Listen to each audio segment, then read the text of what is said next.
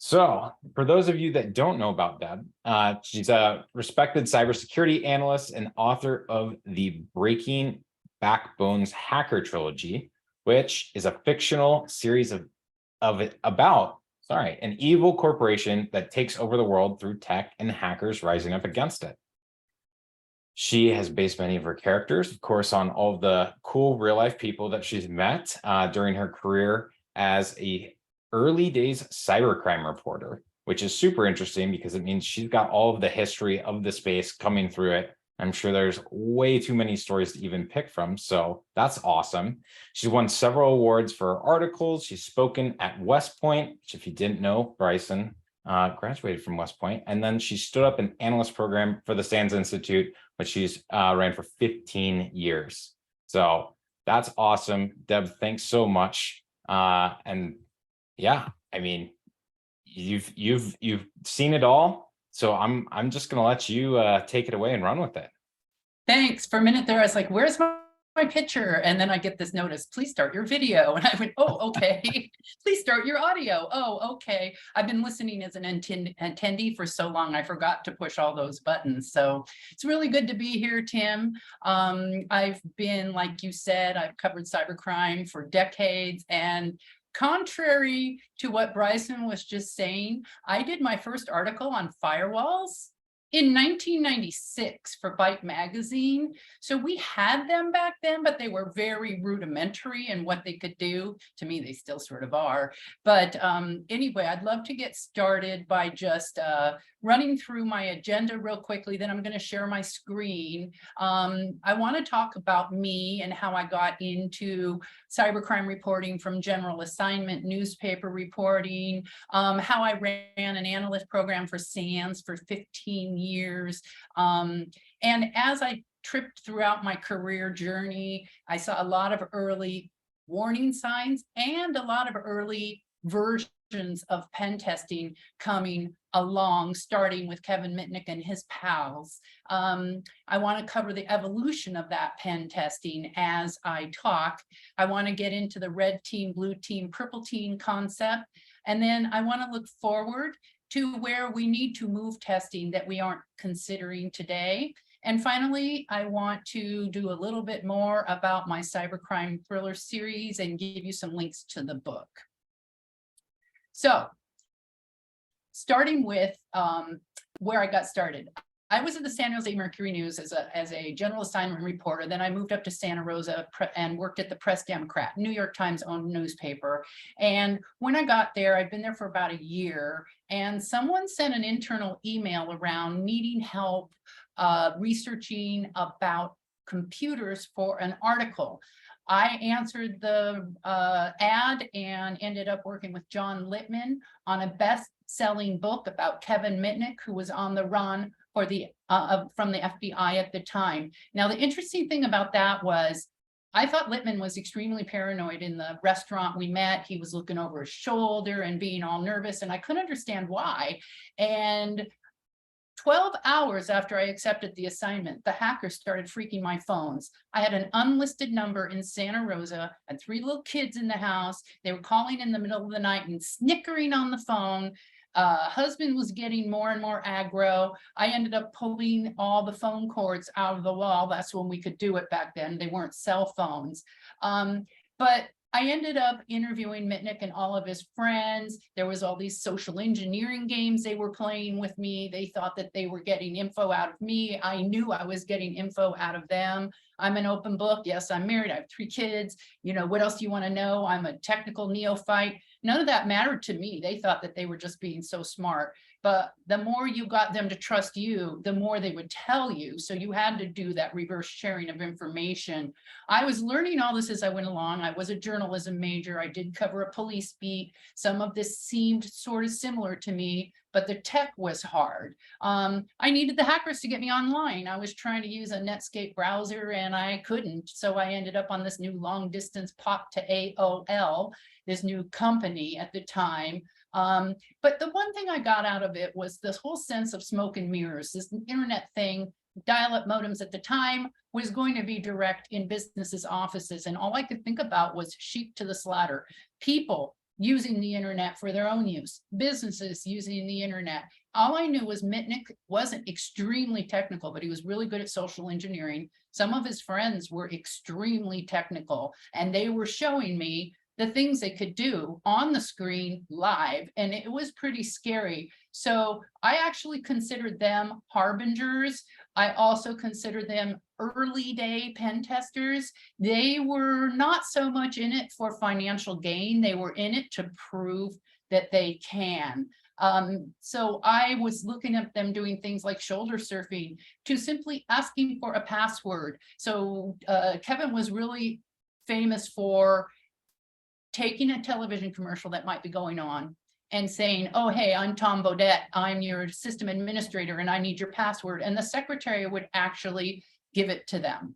So that's how I got my start. And now I'm going to share my screen. I got to just figure out how to do that real quick. And then I'm going to start into some of my slides. Okay, here we go. All right, so I went through the agenda already. So the next thing I want to do is tell you what happened when I got done with the Mitnick book. BYTE magazine was the first one to take an article from me. Does anybody remember BYTE magazine, how long ago that was? That was like 1996. I think it went out of business like 1998 or maybe 2000. Anyway, that was my first magazine willing to take a chance on me. They asked me if I would write a story about firewalls. And like I said, contrary to Bryson, this was 1996. First question I asked was, what's a firewall? I did not ask my editor that because they would have thought I was stupid and they would have taken the assignment to someone else. Instead, I called this brand new company called Microsoft and I said, what's a firewall? And I knew that Mitnick could do what Mitnick could do.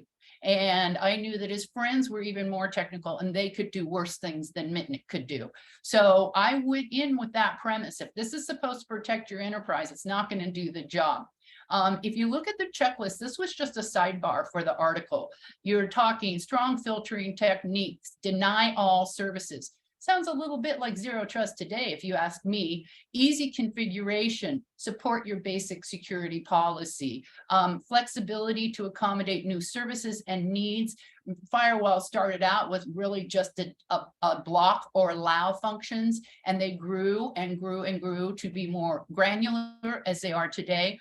Proxy services, and we were just worried about a few services. There are so many more services they have to facilitate today. And then segregation. So segregation is something that organizations still try to use today. They are doing it through access controls and other methodologies, but this was supposed to be done at the firewall level even back then.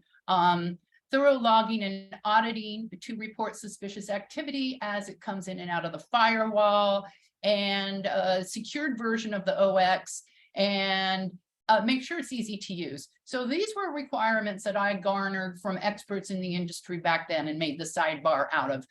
Feels kind of familiar. This is 96. I keep going back and saying things that are old are still new. And this is one example. So when that article ran, the FBI called me and asked if they could use it for training materials for their brand new cyber field office agents. They said, quote unquote, it's the first realistic article we have seen about cybersecurity impacting business networks. We need it to train our officers. And I said, okay, but where were you when I wrote the Kevin Mitnick book? Or I didn't write it, I researched it. John Littman wrote it. And I said, I was hanging out at your offices in Santa Monica for days and you wouldn't let me talk to agents. They're like, gotta go, bye. And that was the end of that call. But it was still really good validation that even though I wasn't a techie, I could certainly learn and I could write this stuff up in a way that's educational and helpful to others. Thus launched my career. I've been all over the place. And you can see hundreds of articles, Software Magazine, Computer World, Network World, Info World, SD Times, SC Magazine, enterprise leadership. I'm currently still writing for CSO, and I have my online crime bites blog, which I started decades ago, is still very active. Interestingly, the most common scam that they're coming in for is the check forwarding scam, where they're saying, I got a job offer, or I got an offer to sell something, a buy offer on something I was selling. They're giving me a check for more money than I'm asking. They're asking me to send the difference. And it's still very popular today because the banks can't keep up with the system. They approve the check, the money seems to be deposited, the victim sends the money, wires the money to the bad guy. Oops, the bank catches up with it and says, oops, my bad. This money wasn't real, and the victims are totally demolished by that. So that kind of stuff is still going on today, and that's why I still run my my blog whenever something kind of new comes up, because pretty soon I'm going to be writing about ChatGPT being used to mimic voices. Instead of, hey, grandpa, I'm in trouble, and it may or may not sound like your real grandson, they'll be able to make it sound like your real grandson thanks to ChatGPT. So back then, I was a newly single mom. I had 3 kids to raise on a buck a word. These magazines felt like great pay to me, because when I worked for the Mercury News, I was making 10 cents a word. But my technical brain bleed was insane. For about 3 years, I had editors saying stuff to me like, you're writing about this like it's brand new. And I'm thinking, but not saying, well, it is new to me.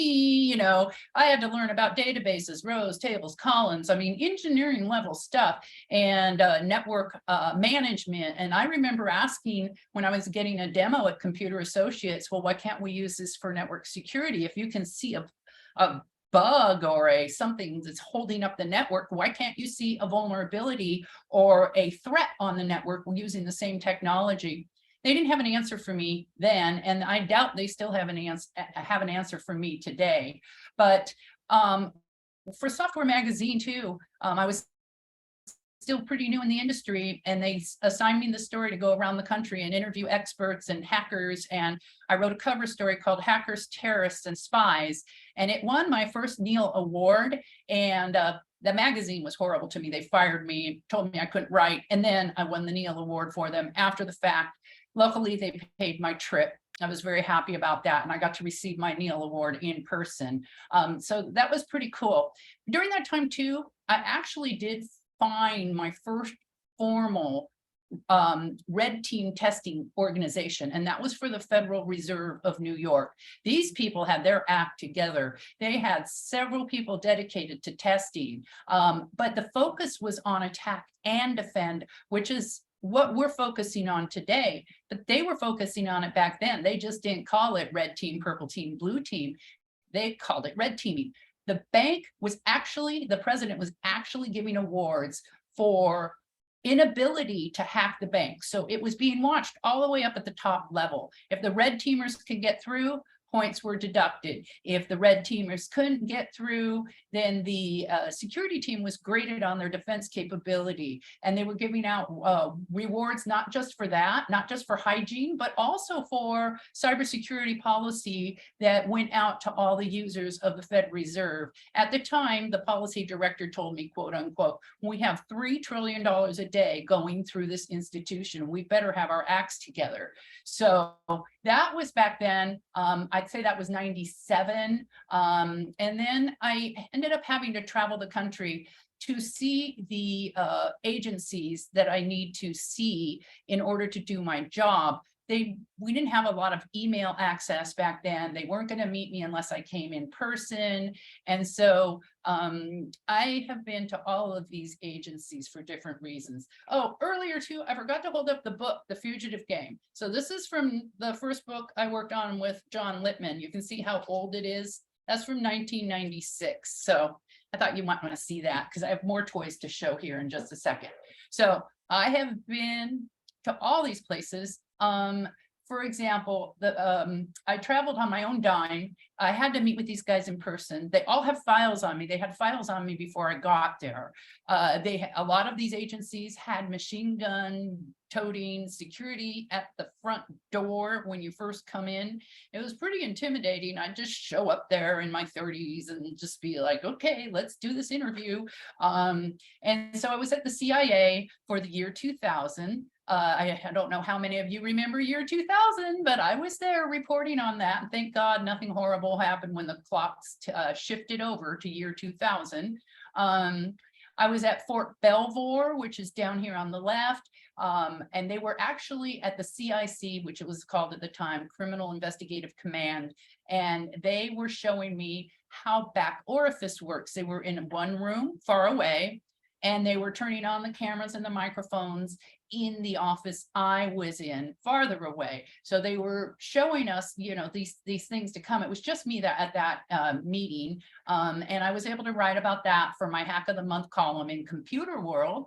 I can't remember what I was at the FBI for, but I have a feeling it had to do something with that cover story that won the award. I was at the NSA, and, you know, you can see the blue box over there in Maryland. And Michael Jacobs, the CIO, was at a round table with me and like 6 other people. And he's saying, whatever they say, you attribute to me. I actually have a scene like that in the 3rd book of my trilogy, which is about to go to the publisher this weekend. And his question to me, kind of a newbie journalist in the space, was, we have this thing called the Orange Book. It protects all of our agencies from commercial products that could lead to vulnerabilities, but we don't know how to do this for software. We've got Microsoft and we've got all these other things, Unix, and they didn't know that was just the beginning of this tide. And they were saying, how can we translate our security requirements from our Blue Book over to software? Well, we're seeing some of that today, but I'll touch on that a little bit later. And then I was at the Customs Department. They actually wanted to show me high-tech spying devices that drug lords were using to beat them when they were coming in to arrest them. And Customs gave me the coolest hat out of all of them. So they have hats, they have stores. The CIA gave me this mug, and I bought stuff at stores for my friends and my dad and everybody else in my life. Sweatshirts, you name it. They all have stores. The FBI has stores. I don't know. I don't remember seeing a store at Fort Belvoir, but some of these agencies, they have stores. So I bought stuff. I was at the Air Force Research Labs too. They were working way back when on a hiding technology. So planes are landing, planes are taking off, mission critical things. People could die if someone hacked one of those platforms and got in and did something to disrupt the plane landing and taking off, especially the landing, I would assume. So they ended up building a hiding technology that would move that critical application in a different part of the directory, like behind the Word files. So if the hackers came in, and I'm only talking bad guys, because to me, hackers are all good guys and they shouldn't even get that title. So if the bad guys come in, they can actually move, they can move over to a hidden version of the application. So if they do something to disrupt the flights coming in, they just roll over automatically to a hidden version of the application in a different part of the directory, which I thought was really cool. And then I was also not here is the New York Police Department, cybercrime unit, a lot of work going on against pedophilia at the time. And some of those officers were kind of broken from it. Unfortunately, it's pretty hard work to do. I was also at the National Missing and Exploited Children Center right after it came online, and that about broke my heart too. So moving on, these are all harbingers. These are all things that I talked to the experts with, and they would, like I said, they had to have me have files on me. I'm not sure if they still do. I always wonder about that. There were also cyber groups and hacking groups that were doing good things and showing us bad stuff, like the Cult of the Dead Cow. We had back orifice come up. We've had the shadow server takedown group, which is that little yellow framed head in the middle. The shadow server takedown group was brand new at the time, and they were taking down botnets, which I was the one, I think, the first one to discover and report on what they were doing for a magazine. And of course, we had all kinds of other applications out there that were coming online to show us, oh, the polymorphism. That one scared me the most. Polymorphism. Okay, so we had antivirus and we had firewalls, and that was about all we had for protecting our enterprises back then. And now you're saying that you just do a little flip of a switch and you can change an attack signature and the virus catcher won't catch it. That's right. We had little capacity to expand the digital signatures that we needed to detect the firewalls. I mean, to detect the malware coming in. So we didn't have the capability to keep up with this on any level. And today I still say that virus signatures are not the way to go. They're an addition to more security. They are not the primary security. And this all started with this one particular program, polymorphism, that was shown to me at Hope 2000. And I remember coming out with my pen and pad and calling my editor and saying, okay, here's the story. So again, not very good about email and stuff back then, but we were getting there. So that was basically and then how many of you remember the I love you virus? First email-borne virus that I'm aware of, I love you virus. I start getting emails from Ernst & Young and other places that I interviewed with subject lines saying, I love you in big capital letters. Well, I didn't click the link inside. Why would these people be sending me this? I'm not an idiot, but I didn't know it had a virus either because I'd never heard of that before. I just called a couple of these people and said, why are you sending me these weird emails? And next thing I know, it's a big blow up with the first ever version of an email virus that I was aware of. So we had all of that going on, but we also had botnets, DDoS, man in the middle. And so all of these things were going on at the time. And I still think, wow, you know, I said they were going to be bad. I was being accused of hyperbole thing by my editors. And I would be like, here's the dot matrix printout that shows how they loaded the Trojan horse. And they wouldn't believe me unless I brought really hard proof. Then today, it's worse than I ever predicted. It's gotten so much easier and automated. But these are the places I had to go. I had to be at these places. I had to see this stuff happening in order to be able to report on it. But my favorite place ever, as was said in my introduction, was speaking at West Point. So I got to speak to the faculty and the students. They gave me a little copy of a Bugle, I forget what it's called, but I still have it on my coffee table, and it's about the rules. And that's like a real honor to get that. I got a coin, I got tours of the facility, and my daughter and I brought my 15-year-old daughter with me. I'll never forget. We got to eat in the officers' dining quarters. I'll never forget. I got a salad bar. It's just stuff like that that sometimes in your career you remember. Why they invited me?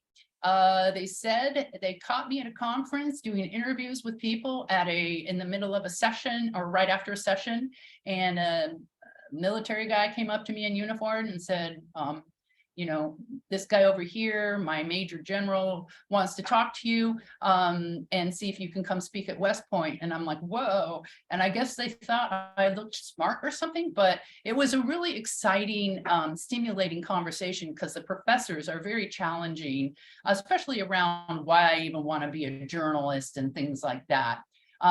So anyway, moving on. That was just a crowning moment of my career. So let's talk about the evolution of pen testing. So in the early days, you know, pen testing was happening selectively. It was manual and it was time consuming and it was expensive. A company would order a guy or guys to come in.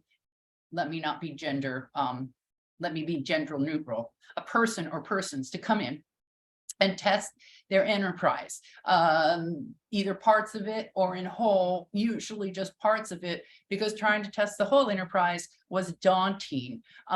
What they would come up with is infrequent point-in-time snapshots.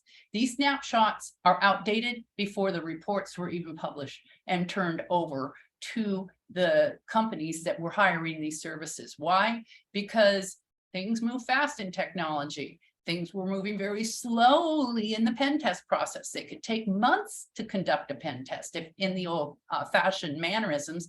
And so I was watching this happen. There are a lot of SANS people who actually still do pen testing. I was very dialed in with SANS then. Later, I went on to run their analyst program for 15 years, like I said. But there weren't enough testers to go around. That was one of the problems. The other problem was when they do send the reports, there's this overwhelming laundry list of things that have to be fixed. No one can do that. It goes into the paper file somewhere. There's no prioritization or context around, well, is this really going to affect my enterprise badly? Is it going to even be breached? Is it a very minor threat? Is it something that the hackers are going to have to work days on to get into my enterprise? Or is something very immediate? Does it touch data and sensitive systems that are of critical priority? They weren't getting that. They were just getting this laundry list of things to fix, and it was up to them to figure out what needed fixing, what order they need to fix in, and none of that was good enough for these enterprises. So pen testing sort of got a bad reputation back then because of this. The only ones who were implementing this were high-risk organizations like the Fed Reserve of New York with big budgets and the ability to hire their internal pen testers so they can do not continuous pen testing, but they continually be pen testing different parts of their organizations. I don't believe SMDs are there yet. They definitely weren't there then. And I think that what we need to do is continue to move towards services and technologies that can serve this underserved market. Thankfully, I also saw a lot of big gains in my career. So I don't know if you guys remember when White Hat Security was founded, but White Hat Security was one of the first companies to start listing the top 10 cross-site scripting and SQL injection and other types of attacks that actually affect web applications. We had the OWASP finally come on board, the Open Web Application Security Program.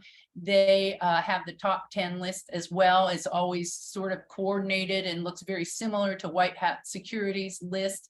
And we're still seeing all of these same vulnerabilities again and again and again. And we have to ask ourselves the question, who's writing our code? And why can't they figure this out? And we'll get to that a little bit later. Then they came on the Cloud Security Alliance, which started providing education around cloud security. I remember when cloud was becoming a thing and I was raising my hand in articles saying, why don't we use the cloud to make our environments more secure instead of doing the same old, same old. Well, we got leaky credentials, leaky buckets, and all kinds of issues happening with cloud today that I think could have been prevented if there had been some responsibility, liability, security framework, and other things put in place before we made this massive move to cloud. Another good thing that came out is the CVEs, the Common Vulnerability and Exposures. That was the first time we could actually start using a common language around what a vulnerability is. We have numeric numbers and we have language, and now you can start improving those reports that you're giving to your clients in the pen testing space. You can refer to the CVE. It actually has the level of severity of these vulnerabilities found, as well as a numerical system and a common taxonomy that can be actually applied across tools as tools started to get automated. And of course, as been spoken of in a couple of sessions today, the MITRE ATT&CK framework, which is this picture over on the right that shows that, you know, from the beginning to the end of an attack and where all the capture points are. And it not only can be emulated for security, it is being emulated quite well for testing against vulnerabilities in organizations. And that's also a process that can be repeated and automated to some degree, which is exactly what the industry needs. So in between all this reporting, I stood up an analyst program for SANS and ran it for 15 years. And that's when purple teaming was becoming a thing. And starting in 2020, I went back to writing and doing work as a senior level analyst myself, where I'm speaking and doing things like this to sort of share with the world what's going on. So I wrote my 3 books.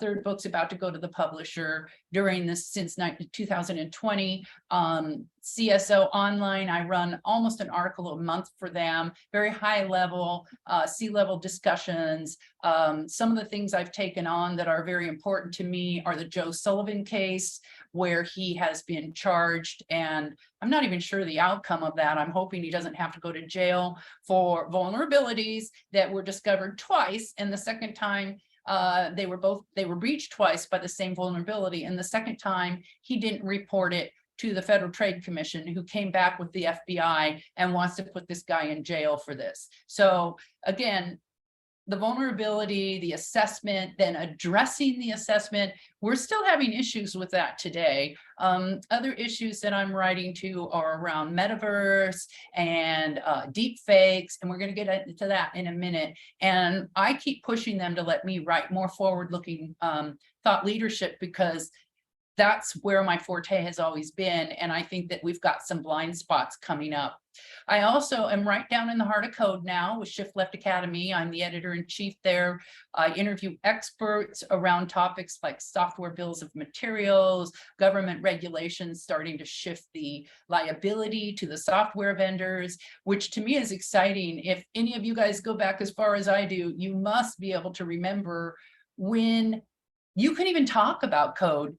If you bought it commercially, if you want to say something about bad about McAfee, they could sue you. So we've gone completely the opposite direction, and the government is demanding now that you not only disclose vulnerabilities in code with your software bills of materials, but you also are going to be liable for breaches that impact the infrastructure if it's proven that your code was what was hacked to create that breach. So I'm watching all of this unfold really fast at the government layer, and I'm not sad about it, but I also wonder how this is going to impact everything we do. Looking forward and where we need to be today, and where I was hoping we could be today, but I'm doubting it. So shift left to where your developers are. Start left, shift left, whatever you want to call it. Way back when Java was first created, and then this thing called Java Beans came out, I remember being at Sun Microsystems and saying, well, wait a minute, there's a problem here. You put the secure wrapper around the code. Yeah, it keeps it secure. I go, okay, but how can I see what's inside the code? What if it's something malicious? They laughed at me and said that could never happen. Well, Java has a terrible track record now. Microsoft, I was at a Microsoft meeting and I raised my hand. Hey, you know, why should I trust your patches or updates? Because like, couldn't I get a virus from it? I mean, my machine just automatically uploads it and tells me it's safe. And they laughed at me too. And they said, it comes from Microsoft. It's digitally signed. It can't possibly have a virus in it. Well, these were questions I asked about 15 years ago. And here we are, 2020, sunburst, solar winds. Patching has now become a new vector. And I sure hope we find a way to test against this in the future, because it started with the developer password that was exploited so that the malware could assemble a binary prior to uploading this code to customers. That is going to be very difficult to detect unless you're shifting left and protecting the developer environment, checking for weak passwords and other things that can lead to this very thing happening, especially at infrastructure related software companies. The code was super tricky because it hibernated until after the code was reviewed at the recipient organization. So at least 2 weeks later, that's when it started to quote unquote wake up, but it wasn't until it was installed. And then once it was installed, it was using these sneaky DNS tactics to kind of go in the enterprise, find the very critical systems, sending out packet headers to the attackers saying, in the packet headers itself, identifying the critical systems. So I actually wrote some white papers on this, and I was amazed at the many steps taken, but my white papers were mostly focused around the DNS aspects. Testing couldn't have stopped any of this, except for at the network layer, if you can really watch the DNS, and if you had secured the DNS. And the other one is the DevOps environment. It needed to be secured. We need to spend more time there. That's the source of everything. Code is the source of everything. And the way code acts and interacts, it gets very dicey. And yet, testing the network, testing your systems to see what you can break after they're installed, all good. But we need to also be protecting the DevOps environment, and we need to be testing doing actual pen testing on the code as it assembles, in addition to the SAST and the binary analysis that Grammatech does. And Grammatech is the sponsor of my Shift Left Academy. So based on a lot of things people were saying today, I'm looking at, yes, OT is huge. OT is actually a big focus of what I cover on Shift Left Academy. I'm talking to organizations like Lynx that provide infrastructure for space applications, drone applications, warfare applications, and OT got its, as Bryson and Tim said, has its own set of vulnerabilities based on the fact that it's mostly hardware based. And people think that, you can't get to those PLCs, or if you can, you can't do much to them, which we're finding out now. No, this stuff is very dangerous. The government is extremely involved in infrastructure security at this point. But we need to test everywhere. So the cloud applications that our clients are using, where are they? What are the common vulnerabilities in cloud applications? What are some unique vulnerabilities that might apply to how the cloud is being used by a specific organization that you're doing the review for? I know we had a conversation earlier about endpoints and EDR. So you need to be testing not just the effectiveness of the EDR, but the endpoints themselves. And as users being the top vulnerability and endpoints being the #1 way that malware is getting into organizations and sophisticated attackers are getting into organizations, you're going to be needing to look at those areas as closely as possible. And I would even argue that user education and awareness should be somehow spinning off of endpoint testing, somehow coordinated with it. I'm not sure if organizations are doing that yet, but that's what needs to be done, if you ask me. And I would hope that we get there if we're not there already.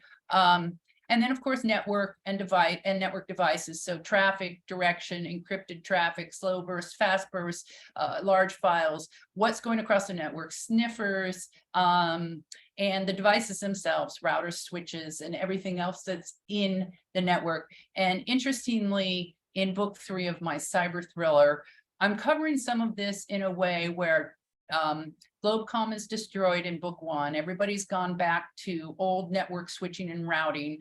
But, oh, by the way, China has components in most of this stuff, and all those components have backdoors. China is trying to get visibility into some bad guys that came after people in their country, and they're using these backdoors, and they've got a whole hacking team in Wuhan that's using these backdoors to actually find the bad guys and basically take them out. So that was interesting, because I always thought that these devices and components that are responsible for our infrastructure should be very well vetted. When I was writing, I think it was for Computer World, and this article almost won an award. It was second runner up for a Neal Award for investigative reporting. I was at Cisco Systems. There was a map behind the fraud guy. It had pins all over China. And I was asking, why do you have all your componentry being built in China? #1, they have a reputation for IP theft. But #2, don't you worry about backdoors and things being installed in the devices? Now, that story was titled Fake Network Gear. And it started when a person was complaining on the internet that 30 of 60 network interface cards that he installed in his banking branches went down because even though he bought them from a certified dealer, not from the web, not from any of shady place, but directly from a dealer that was Cisco certified, 30 of them turned out to be fake network cards. Now that was one point of damage, but the other point of damage is, well, what's in those components? People think you can't put stuff in hardware. I beg to differ, and I'm pretty sure all you guys do too. And other areas that we need to focus on, DNS and web servers. DNS, I still don't understand why it's so overlooked in organizations. Now, I'm not hands-on security pro, but I would think that there would be dedicated resources to examining the security state of a DNS, the vulnerabilities within a DNS, hardening the DNS. There's some pretty basic methods for hardening the DNS, and yet over and over again, it's exploited and used. We have other services like UDP and web servers that are also repeatedly exploited. Some of these services should simply be turned off. Others, if they're needed, they should be sent to a separate network using maybe your firewall. But there's got to be ways where we can start identifying these vulnerabilities more clearly and closing them as quickly as we find them. APIs, another thing I'm covering for Shift Left Academy. APIs, they're everywhere. I don't know if any of you guys know Alyssa Knight. She runs Knight Studios. She's a famous API hacker who has created a television production series, and she is doing sort of vendor-sponsored TV series. Some of these are going to be on Acorn, and 2 of her episodes are focused on APIs being used to break into bank branches and steal money. So she was really good at it. So that's one of her first areas of focus in her TV series. She got caught by the feds. She ended up turning and working for the feds for years before she came out and started her own production company. OT, like I said, very critical. We've got so many issues coming up with the infrastructure, which I also create a scenario in my 3rd book where the power goes out in several large regional areas and no one can figure out who's doing it, but the hacker leader Cyanthia, who was a former Defense Department forensics investigator, pulls her hacker friends together again, and they help rescue the world again, like they did in book 1. And again, back to code and libraries, hugely important. I cannot stress enough that pen testing against applications as they're being developed should be a standard practice, along with binary and static analysis testing. But what about code libraries? They're actually being used more and more to pollute and lay malware into larger applications. So in the public libraries, we need more keepers, we need more reviewers to assess what's going on in the public libraries, what code base is in there, is the code base secure, the components that are being used and transferred to large companies. SBOMs is supposed to help take care of some of that, but who's testing it for the vulnerabilities? How do we know what the vulnerabilities are in API and code related to public libraries? And then we have private libraries. Now, some of these do a little bit of a better job where they do have testers looking at the code that's being pulled out of a public library, dropped into a private library for reuse. And in those cases, there might be a little bit more security control around that. But this is areas that I honestly believe need to be part of a comprehensive test program or need to be tested independently for organizations that develop code. So there's a huge market out there for testers and assessment tools. And the more, the merrier. I don't know when we're actually going to flood that market, but we're definitely not there yet. To me, the biggest thing that red team testing can do, and while it crosses over into blue team and purple team, is to identify my hidden assets. Again, this is another issue I can't understand, hasn't been fixed in the 30 years I've been in this world doing cyber crime reporting and cybersecurity work and writing. Asset and vulnerability management to me they go hand in hand. In fact, I'm wondering if I wish I could see a show of hands, how many people actually find hidden assets while they're doing a test or an assessment for a client or for their own organizations. I would bet that almost all hands in this room would go up. That's a good thing. We need to find those assets. If we don't know what we have, we don't know where attackers can launch their attacks from. Maybe it's not even a big deal device or application, but it could be a launch point, or it could end up being a very big deal device or application. We need to know this stuff regardless of whether we're doing assessment testings for vulnerabilities or asset management tools. If the asset management tools can assess what's on our enterprise, then they should definitely be talking to our vulnerability management tools and our security testing tools. All of this has to go hand in hand. I see more and more convergence of this, especially as I ran the SANS analyst program. Like I said, that's when I started learning that purple teaming is a thing. And I think we can go a lot farther with that. But the truth is, you can't defend what you don't know you have, and you can't harden what you can't see. That's why this is so critical. So seeing this all come together in the red team, purple team, blue team world is really exciting to me, because you take the tester's findings, you integrate with asset security and vulnerability management, and then you tie it to active defense. I would argue it needs to go all the way to the defenders who are in the middle of an attack, trying to deal with it. They need these reports and this information at top speed if they're going to actually respond appropriately. So the value add for automating, integrating, repeating testing processes, making testing more continuous, more regular across the organization. If you have a continuous and repeatable process, you're not looking at just a point of time. You're looking at a continuing pattern of what's good, bad, and ugly in the enterprise. You can fix things. You can see what things fall back into old, badly configured state. You can fix it again. You can find out why it needs fixing again and again. You can take it and look at your improvements over time. So this is extremely important. When I was running the SANS analyst program, my analysts that teach at SANS were the ones writing and doing the webcasts, and they were like arguing for every 6 months doing a test of the entire enterprise, and then every month, and then, hey, could we do this every day? So there are some things that hold this back. Some people think that it's going to bog down the network, it's going to slow down the network, licensing is too expensive.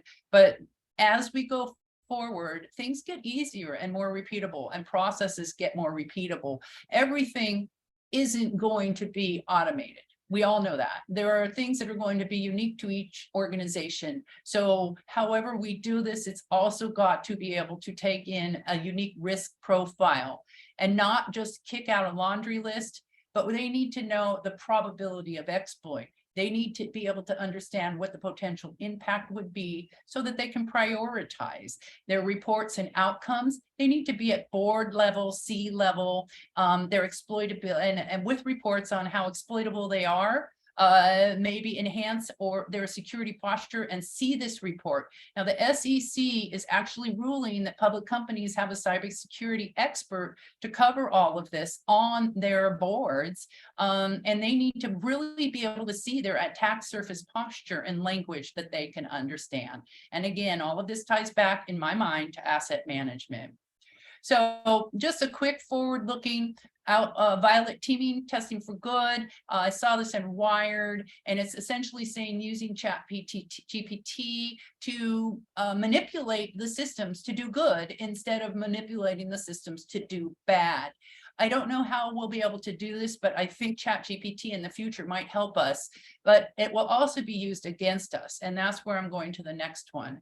So we need to continue to evolve our assessment capabilities. AI enhanced pen testing would help us get ahead of the bad guys using AI to create new hacking methods, for example. We need to de-silo software development and shift to a purple teaming left version of that. We need to extend to open source libraries. We need to test where users go to do their business. Meta, I wrote a story in CSO. We're already practically on top of that one. ChatGPT and OT. So already talked about that, but drones, planes, missions to Mars. We're going to be looking at deep fakes that are going to start possibly bypassing some of our secure authentication systems, on also getting corporate people to transfer money, and voice and video is getting so good that they might think they're actually talking to their CEO. And we need to make sure that we are a step ahead of the attackers who are going to use AI for their methods of hacking against us. Okay, I'm all done. I just wanted to give you a little bit on my books, and then I will transfer it back to Tim.